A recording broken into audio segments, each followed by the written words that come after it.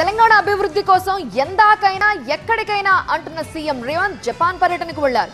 పెట్టుబడుల లక్ష్యంగా 8 రోజుల పాటు పర్యటించనున్నారు.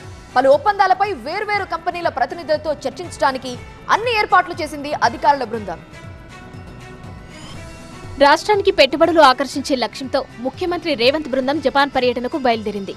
సీఎం వెంట ఐటీ పరిశ్రమల శాఖ మంత్రి శ్రీధర్ బాబు, ఐటీ శాఖ ప్రత్యేక ప్రధాన కార్యదర్శి, సీఎం ముఖ్య కార్యదర్శి ఉన్నారు. ఇవాళ్టి నుంచి 22 వరకు పర్యటన కొనసాగనుంది. ముఖ్యమంత్రి బృందం Tokyo, mount Fuji, Osaka, Hiroshima నగరాల్లో పర్యటిస్తుంది. వేర్వేరు కంపెనీల ప్రతినిధులు, పారిశ్రామికవేత్తలతో సీఎం సమావేశమవుతారు. పారిశ్రామిక పెట్టుబడులు, సాంకేతిక సహకారం లాంటి అంశాలపై చర్చలు జరగనున్నాయి. జపాన్లో కొత్త సాంకేతిక పరిజ్ఞానంతో పాటు ఏఐ ఆధారిత అభివృద్ధిపై అధ్యయనం చేయనున్నారు. రాష్ట్రాభివృద్ధిలో భాగస్వామ్యం కావాలని జపాన్ను కోరనున్నారు సీఎం రేవంత్. ఇవాళ సీఎం బృందం నారిటా ఎయిర్పోర్టులో ల్యాండ్ అవుతుంది. ఆ తర్వాత జపాన్లోనే భారత రాయబారితో ఆతిథ్య భేటీ ఉంటుంది. ఏమండి, ఇప్పటి నుంచి నాకు ఇంటి పనిలో కొంచెం ఎక్కువ హెల్ప్ చేయండి. ఎందుకు? నీకు జాబ్ దొరికిందా? నాకు నేనే బాస్ అవ్వాలనుకుంటున్నా. ఎలా? బాస్ వాలా. బాస్ వాలా, be the boss.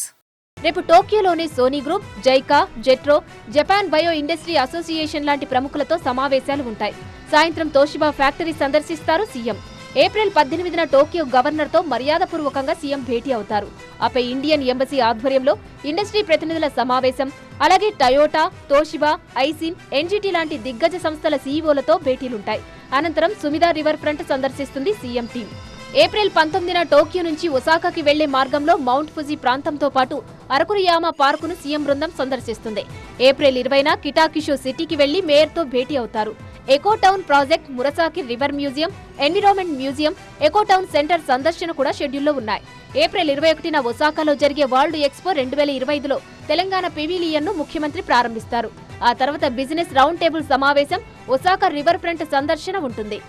April 22న Hiroshima వెళ్లి మెమోరియల్ను సందర్శించి గాంధీ విగ్రహానికి పుష్పాంజలి అర్పిస్తారు సీఎం రేవంత్. ఆ తర్వాత Hiroshima vice governor, assembly chairman, Japan India business చాప్టర్తో సమావేశాలుంటాయి. Hiroshima institute of technology, Mazda motors ఫ్యాక్టరీని సందర్శిస్తారు. అదే రోజు రాత్రి ఒసాకాలోని కాన్సాయ్ ఎయిర్పోర్టు నుంచి బయలుదేరి ఏప్రిల్ 23న ఉదయం హైదరాబాద్ చేరుకుంటుంది సీఎం బృందం.